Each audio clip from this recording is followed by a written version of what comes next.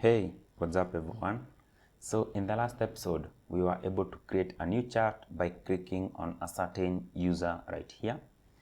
And now in this episode, I want us to be able to click on a specific chart and be able to see its messages right here at our chat box. So to begin with, what we will do, whenever we click on a certain chart, we will add that chart to state as our current chart, and then we'll be using that current chart to get the messages for that particular chart. So let's first do that, add the chart to state. Okay, so we need to jump into context and then chart context. And now right here, we can add a new piece of state. So I'll say const. This will be current chart. Then we can set current chart to be equal to use state. Initially, these can be null. Okay. Now the next step, we will create a retro helper function down here. I can do it after our use effects. I can do it right here. So I'll say const. We update our current chart. So I say update current chart, and I'll set this to be equal to use callback, just to optimize our function. We'll have a callback function and a dependency array, which will be empty. But now in here, we can be able to call our set current chart, and we pass our chart here. So whenever we call this function, we'll be able to pass the chart, and then we use that chart to update our current chart. Okay, so I just need to pass this down here as update chart, as update current chart, and we receive it in our chart.jsx from this use context. So let's bring it in. So since you are not using these user chart errors, I can remove it. But if you are using it, I don't. So right here, I'll add update current chart. So now we can use this function to update our current chart. So this is in our chart page, okay? And I want us, when we click on this user chart, we are able to update our current chart. So we'll be adding an on-click event to this div that is wrapping our user chart. So right here, we'll be having an on-click event. So on-click, and whenever we click it, we call our update current chart, and we invoke it, and we pass our chart here, the current chart that we are at. I hope that makes sense. So I'll save, and to test this, maybe we can log the current chart to the console. So right here, you can say console.log of the current chart, and also maybe we can say current chart. I'll save, and then I'll jump into my browser, and we check the console. So right here, current chart is null, and whenever I click, you'll see we update our current chart. So don't worry about the too many consoles. This is because the components always re-renders and logs again. But here we have our current chart being updated with our members right here. Cool, that is awesome. Now, with this current chart, we can be able to get the ID of the current chart, this one, and use it to get the messages for this particular current chart. And those messages are the one that we will display in our chat box. Hope that makes sense. So let's just dive right in. So I can remove the log there.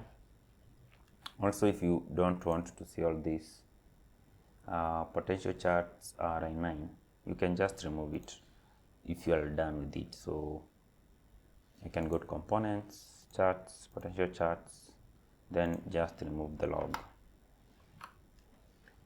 Okay, now in my chat box, I'll be using another use effect. So we were having this to get users, we are having this to get charts, but I need to also get the messages. Also, we need the state for that, so let's set them up. Okay, this is good. Messages error, set messages error. Then is messages loading, set messages loading. Also, we have this one. Now we can add a use effect. We can add it after our charts here, just right here. So it will be so similar to whatever we were doing with these others. I think the easiest way to do it is to just copy this one and paste it here. Then we'll go through it and rectify everything. So we can call this method as get messages. This function, that is. So remember to change here and down here. Okay, and then it will be an async function. So in this case, we don't need to perform this check. So I can just remove the if statement. Also remember to remove this one. And from here now, we will have set is messages loading.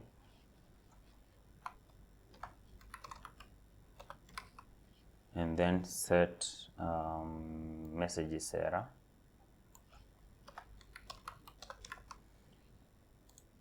Okay, I think this is having an issue. So it should be set messages loading. Let's add is. And then now right here, we make a HTTP request. So we will be getting back a response. We await get request base URL. But now right here, instead of charts, we will say messages. And right here, instead of the user ID, we will have our current chart right here. Current chart and underscore ID.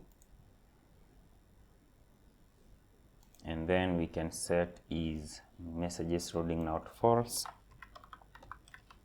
And then right here we check if we have an error in the response. If we do, we set the error for set messages error to our response, else we set the messages to our response. So I think that's right. So this is how we can perform the HTTP request to get our messages. And we can go ahead and log messages to the console and see if we actually get them. So right here, I'll console.log of messages,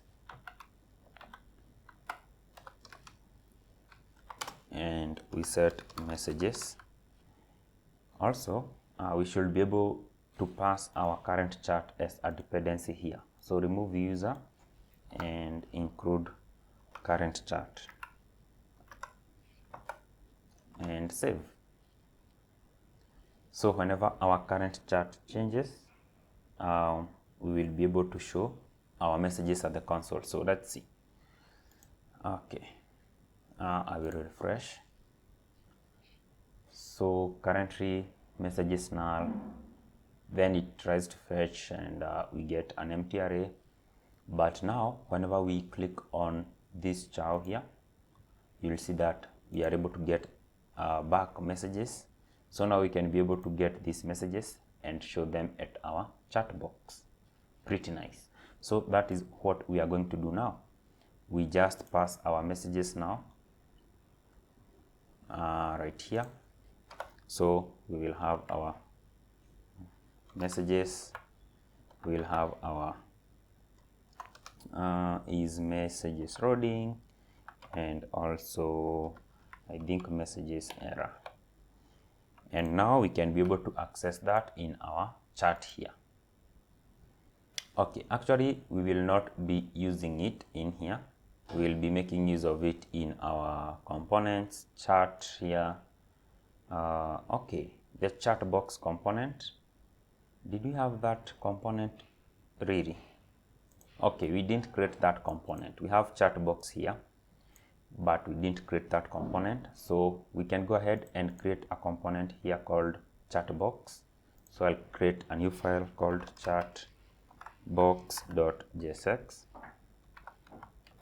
Let's add a stateless functional component, call it chatbox, and let's add some example JSX chatbox. Let's go ahead and come back to our chat, replace this p tag with that component. So chatbox, like that. And I think you should make sure that you are importing it right here. So I'll save that file. Now we will get out of here and go to chatbox, and this is where we will be able to style this one and display the messages. Okay,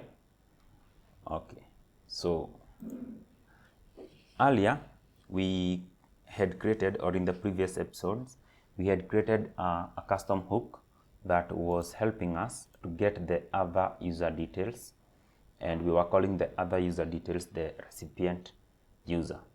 So we can make use of this same hook to get the other user details so that we can display its name at the header. And what we needed to pass to this hook is just the chat and the current user. So that is what we will do in our chat box next. We will bring in the user from auth context. So let's say const user here will be equal to use context. We invoke these and we pass our auth context.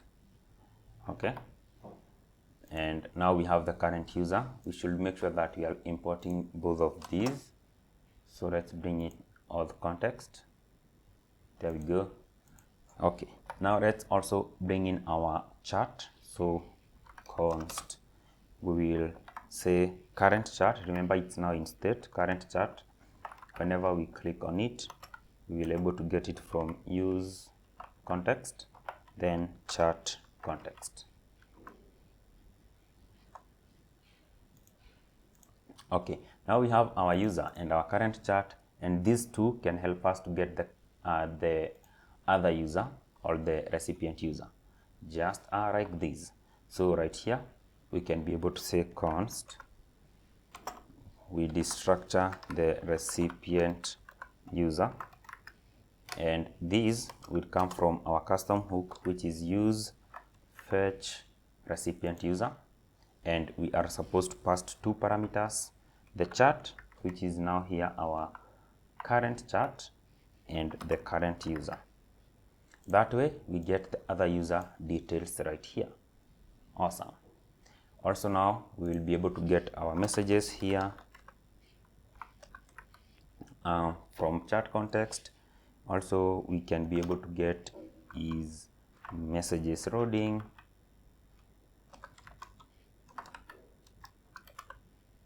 and also you can be able to get the errors, although I will not be displaying any error, but you should do that if you want your chat, if you are like taking your chat to production. So in case we don't have a recipient user, whatever we will display in this particular chat box is that we don't have a conversation selected yet. So we should select a conversation for us to see the messages. So right here I can perform a simple check. So if we don't have the recipient user, we should return right here a p tag, and we can say no conversation selected yet. So we should like select a conversation for us to see the charts. Okay, now we should add some styles. So right here I can add some inline style, just right here.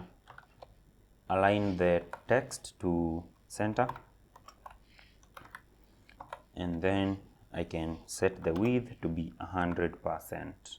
So width to be 100%. Okay, let's see what we have. We should be able to see no conversation selected yet. Okay, so there we go, no conversation selected yet. But whenever we click a chat, we see chat box. So I click Chaoo here. Oops, it's not working. So our code is not updating our recipient user, and to fix that, in the hook use fetch recipient, whenever this recipient ID changes, we should be able to call this use effect again. So we pass the recipient ID as a dependency right here. So here I'll say recipient ID and I will save. And now whenever we go back here, you'll see that we have our chat box right there. Whenever we click on a conversation, okay, so we should now be able to get the recipient user name and display it here. For example, right now we are chatting with a Chaoo. We display Chaoo at the header. So yeah, we will do that inside our chat box, and let me just remove some of those components from there, and we will do it in here. Actually, before we do that, we can show the loading state for messages. So if messages are still loading, we can show a different text here.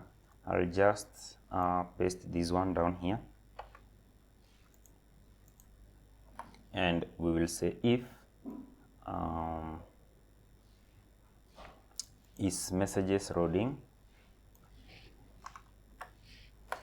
then let's return a p tag. Text align will be center, width will be 100, and we will say loading chat. Loading chat. So I'll save. Now I think you will be able to see its effect. So right now we click on Gendo. Okay, it comes and disappears so quickly, but it's there. Now after that, let's go ahead and style our chat box. We will start by adding a stack, and this is a component coming from a React Bootstrap, and then we will add a gap here of 4. So gap will be equal to 4, and we can also add a class name of chatbox. Now this is coming from my custom CSS, and now right here we can be able to do some more stuff. So the first thing that you're going to display is a header. So I'll add a div with a class of chat -header, and in here we can add a strong tag just to make this bold, and we add our recipient name. So we'll say recipient user dot name. Now if I save that, we should have a cool header, and we get an error. So I think we are not importing some of these components, the stack from React Bootstrap. Let's make sure we are importing it and see. There we go. And when I click on Chaoo, look, we have now this chat box right there, and we have a header saying that we are chatting with Chaoo here. Now we can just display the messages in here. Pretty awesome. So that design is have come from the chat box, class name, and the header here. Okay, so down here we can have another stack component, and for this stack component is where we'll have our messages. We can add a gap right here of 3 like this, and also what else? Let's add a class name of messages. Remember, I'm not focusing too much on styling in this particular course. So all these styles are coming from my custom CSS here, which we talked about earlier.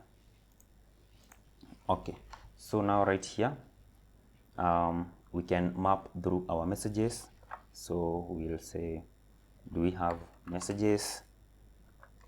If we do, let's go ahead and say messages dot map, so that we get a message at a time,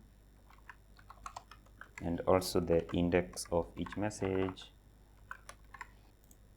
So here we should include these in a callback function like these, and then do like this. And now we can be able to display another stack that will now show each message. So right here we are returning a stack. Okay, there we go. So I will save to auto format. So inside this stack, actually we should give it a key of index, and then in here, so here we are displaying each message. Okay, so we can have a span, and we will show the message here dot text. Also remember, at a message we have a date, so we can also show the date. So I can say span, and right here we will say we will make use of moment to format the date. So let me check if it's installed. So I don't have moment installed, so just go ahead and inside the client, cd client and npm I moment to install moment. As that installs, this is how we will use that package. We will call it moment. So I'll say moment here. We call it, okay, sorry, what happened? We call it, and we pass our message date here. So we'll say message dot created at,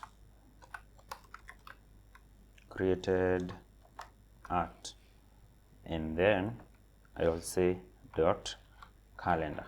So you can format it the way you want. You can go to moment docs and see how you can format in different ways. So right here I'm just saying dot calendar. You can say dot from now, and so on. Okay, we should make sure that we are bringing in moment. So let's go at the top and import moment from moment.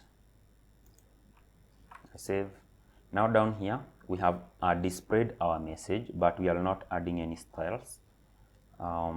We can check if we have anything and style later on.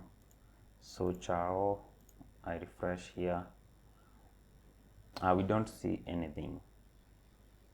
So let's add styles. Chaoo. Okay, actually we see it. We have the message here, but it's not styled correctly. Also we have an issue here. Okay, we used class name with a small n instead of capital. This will be class name. Now let's just add the styles. We are able to see the message. Okay, so okay, for this date it is our message footer, so I'll add a class name of message hyphen footer, and then inside this stack, not that one but this one, after we map we have this one, we will add a class name, and we will dynamically render this class name so that we check if we are the one sending the message or if it's the other person sending the message, and that way we include different styles. Okay, so right here I'll set it to be equal to this, but again I'll make use of backticks in here, and with backticks I can be able to read a variable. So I will compare the sender ID, message.sender ID, with the current user or the current logged in user. So right here I will include this. So remember, this is now inside a string, so we are comparing the message dot sender ID. If this ID is equal to user dot ID underscore ID, okay, that means that this user, the currently logged in user, is the one sending the message. So in this case we will include these class names. We will say message, and then we will say self, and then we will align hyphen self hyphen and we will flex hyphen grow hyphen 0. Else we will include this. So I can copy this, they will be so similar. I'll paste here, and we'll have message. We will not have this self, so this will make the difference. Then we will have align self, not end but now start, and we will flex grow 0. So this self, I think it's a custom class right here. So let me use Control F, then type self, and here we go. We have now different background color, okay, for that. So let's see, we should have a cool design. And look, now we have this right there. So Jane, okay, so we have the other style for the other user, but we can't see it because we don't have a message for that yet. So the next thing, we should see how we can be able to submit a message and save that message to the DB, and now we'll be able to compare the styles after that. Okay, make sure you subscribe if you haven't already. It really helps if you find my video helpful. Also, check a link for Patreon at the description section below. Support me on Patreon. Also, you'll be getting all source code for all my courses there. So just join my Patreon if you want the source code for this entire course, and just to support me mainly. And yeah, I'll see you in the next one.